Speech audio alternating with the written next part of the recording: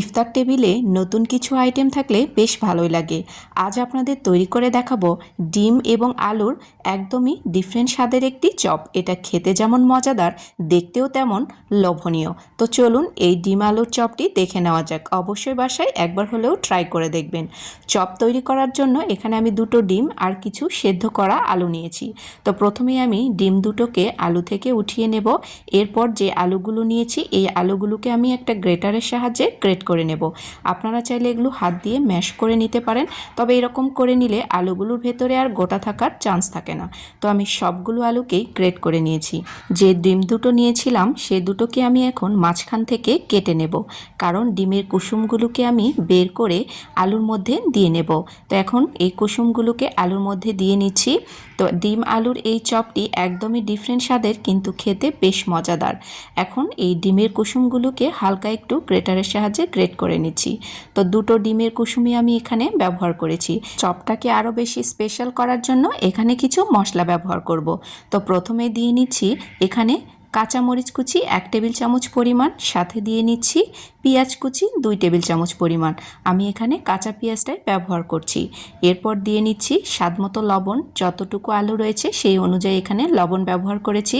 এরপর দিয়ে নিচ্ছি ভাজা জিরের গুঁড়ো 1/4 চা চামচ পরিমাণ, গরম মশলার গুঁড়ো 1/4 চা চামচ পরিমাণ। এরপর দিয়ে নিচ্ছি চাট মশলা 1/4 চা চামচ পরিমাণ।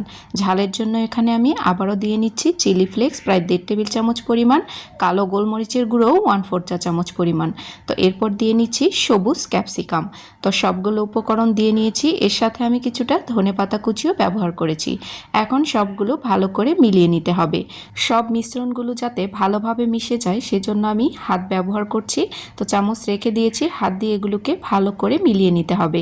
তো মিলিয়ে নেওয়ার পরে আমি এখান থেকে একটা একটা করে বল বানিয়ে নেব। আপনারা যতগুলো চপ বানাতে চাইবেন সেই অনুযায়ী বলগুলোকে বানিয়ে নেবেন। তো আমি একটু বড় সাইজ করে এই বলগুলোকে বানিয়ে নিয়েছি। তো আমি এখানে 4টা থেকে 5টার মতো চপ বানাবো, এজন্য আমি এখানে বলগুলোকে বানিয়ে নিয়েছি।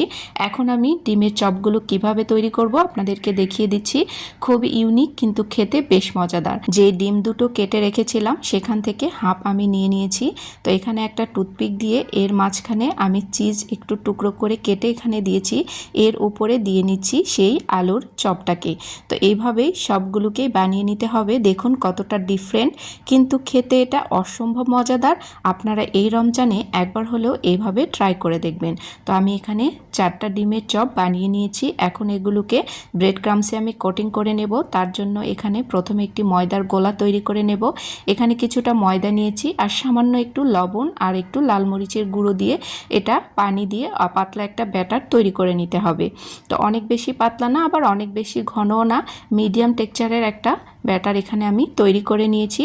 এখন যে ডিমের চপগুলোকে বানিয়ে রেখেছিলাম এগুলোকে এই ময়দার গোলার মধ্যে চুবিয়ে ব্রেড ক্রামসের মধ্যে গড়িয়ে নিতে হবে। এটা খেতে যে কী মজাদার হয় আপনারা বাসায় তৈরি করে দেখলেই বুঝতে পারবেন। তো এক এক করে আমি সবগুলো চপই বানিয়ে নিয়েছি। এখন এগুলোকে গরম তেলে ভেজে নেব। তেলটাকে মিডিয়াম গরম করে এই চপগুলোকে দিয়ে নিতে হবে। হালকা একটু ওলট পালট করে নাড়াচাড়া করে এই ডিমের চপগুলোকে ভেজে নেব। তো দেখুন ডিমের চপগুলো ভাজা হয়ে গেছে। এখন এগুলো গরম তেল থেকে আমি উঠিয়ে নিয়েছি। এরকম একটি ইফতার যদি টেবিলে থাকে তাহলে কিন্তু মন্দ হয় না, খেতেও বেশ ভালো আর দেখতেও অনেক বেশি লোভনীয়।